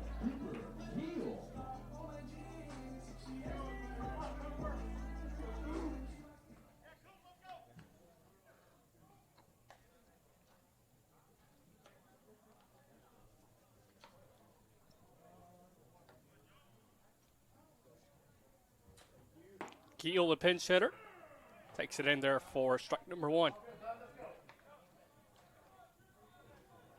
This is one of those games where now Nate Breland has the chance to give more of his bench players an opportunity to step in and prove a point. Sure, and sometimes those reps can be hard to come by. Yeah, this is a team we've hit on. Now this is senior weekend. You're going to have a graduating class of seniors. That's going to be a good bit of production as there's another hit batsman. Both have come to pinch hitters. So you got to make sure you know what you have going into next year on this younger group. We know Coach Breland is really great in the transfer portal. He's able to go in and get guys that have always been great. He can go get the best junior college guys that he can get. So those are going to be the additions you will also see going into next year. But, you also have your guys that have been here, know the culture, know the coaching style of Coach Breland. And you know this team is going to hit. Well, there's a new pitcher on the mound for Peru State. We will tell you all about the new thrower when we come back.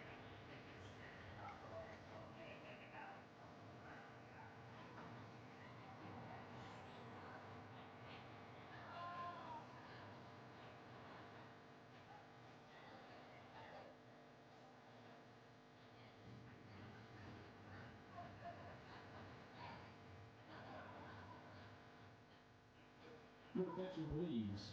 Now pitching for the Bobcats, number 75, Liam Kerr.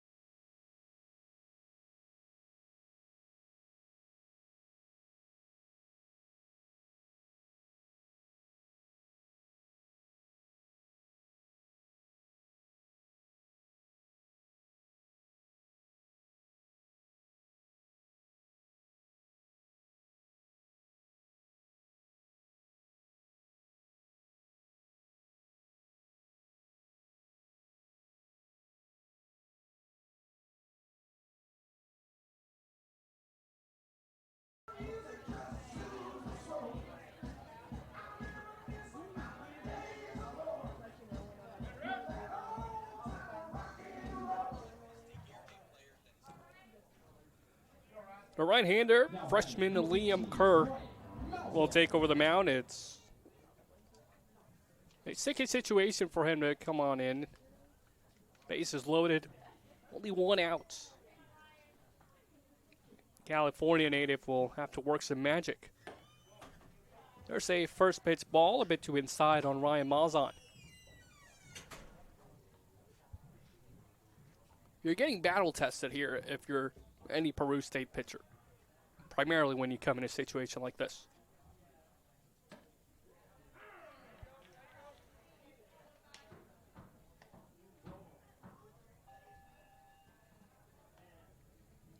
Back-to-back freshmen who have taken over the mound.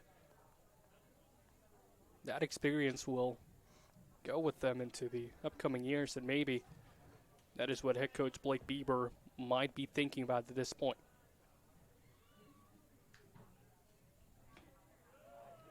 Two balls, one strike on Malzahn.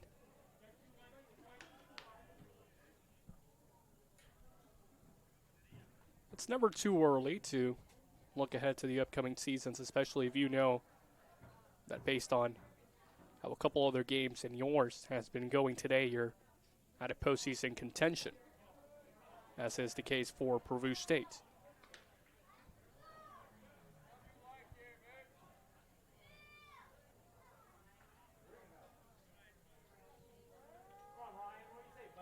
Hitters counter, Ryan Malzahn. Here's a 3-1. Gets a piece of it, but wrong side of the field, 3-2.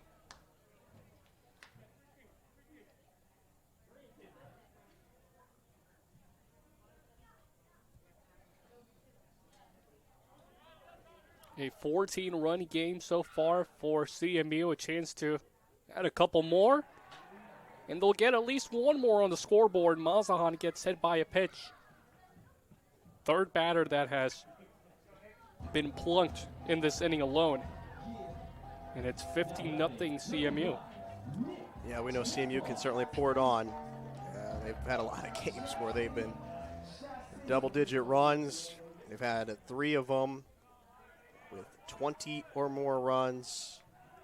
And unfortunately for Peru State, it is certainly trending that way.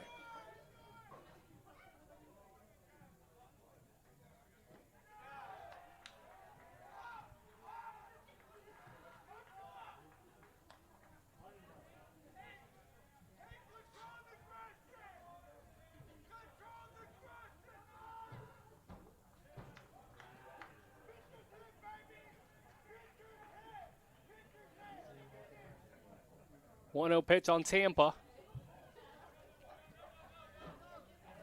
Rolls to the backstop, but no action on the base pass.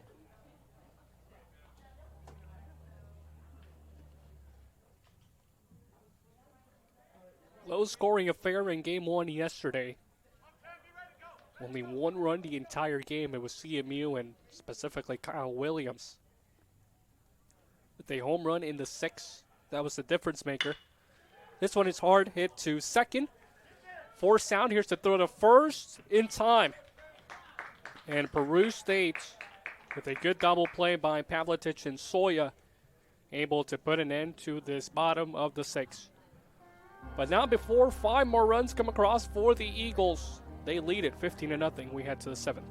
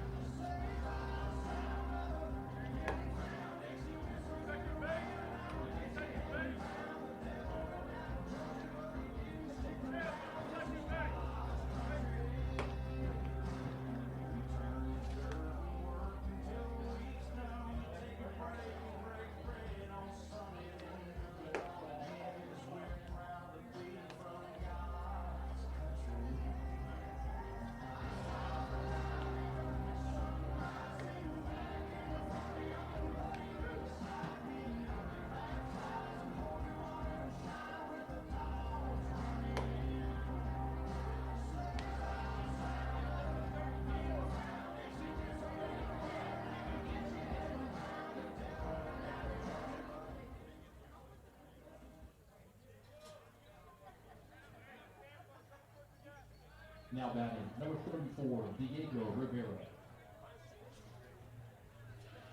Last chance for Peru State to get anything on the scoreboard, and with a 15-run deficit, they will need more than a miracle to get back into this one.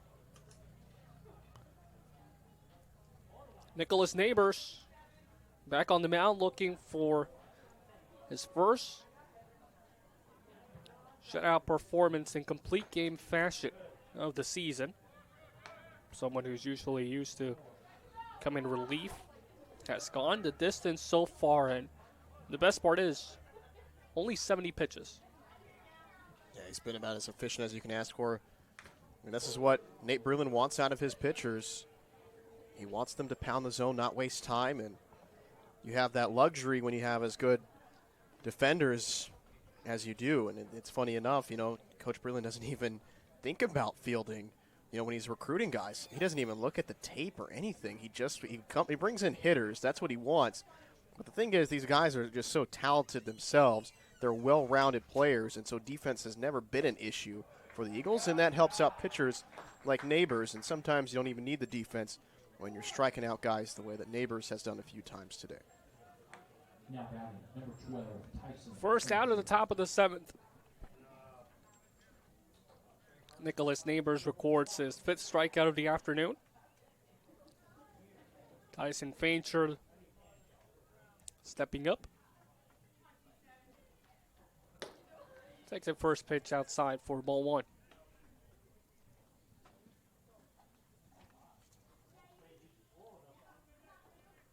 Fancher 0 for 1, the third baseman.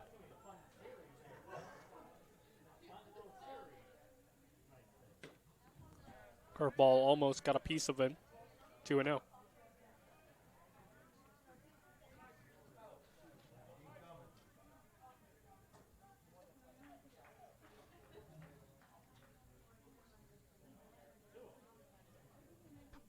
Right down the middle, but Neighbors blows the fastball by him. Only one free pass issued by Nicholas Neighbors.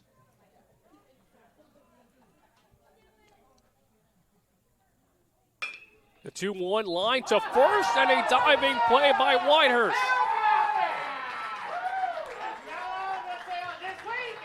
Gavin Whitehurst showcasing the leather, out number 2. Him and Darius Freeman have made the 2 best defensive plays of the weekend. Freeman had the diving catch yesterday in center, and there is Whitehurst. Hot hit baseball. Doesn't matter. Good read on it. You know, and that's a killer if you're Peru State. You're just desperate for anything positive, and Central is just suffocating them. Sky in the air, Jackson Lynch. This could be the final out of the game, and it will be.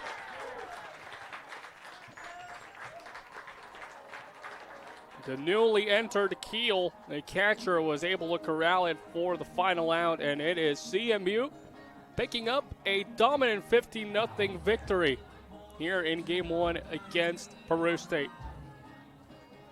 Well, the Eagles had 1 in the first, 2 in the second, 4 in the fourth, followed by a 3 spot in the 5th, and 5 more to their tally in the 6th inning. Game 1, it was all CMU, 15-0 scoreline here from Fayette. Glad you were with us. We'll have Game 2 to follow in about 30 minutes' time here on this Senior Day weekend.